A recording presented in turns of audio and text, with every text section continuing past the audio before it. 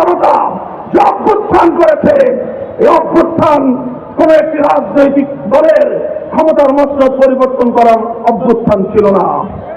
রাজনৈতিক চেয়ারে ক্ষমতার সিংহাসনে ব্যক্তির চেহারা পরিবর্তন করবার জন্য আবু সাঈদ রক্ত দেয় নাই, শুধুমাত্র ক্ষমতার পালাবদলের জন্য বীর মুগ্ধরা শাহাদত বরণ করে নাই। একটি গুণগত পরিবর্তন চাই, এদেশের মানুষের অধিকার চাই, এদেশের মানুষকে তাদের কথাগুলো বলবার অধিকার দিতে হবে। এদেশটা যে উদ্দেশ্যে 47 সালে বিভক্ত হয়েছিল, 71 সালে মুক্ত হয়েছিল, যেভাবে সকল জালিম অত্যাচারী শক্তিদেরকে বিতাড়িত করা হয়েছিল, 26 অভ্যুত্থানের পর সবশেষে বাংলাদেশ গড়ে তুলতে হবে। যারা একদলীয় রাজনীতির স্বপ্ন দেখেন, আমরা তাদেরকে বলবো দিবাস্বপ্ন দেখতে ভুলে যান।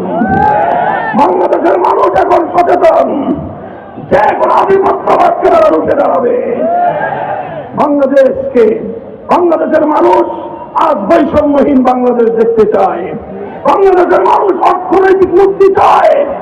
বাংলাদেশের মানুষ মেগা প্রকল্পের নামে মেগা দুর্নীতি দেখতে চায় না।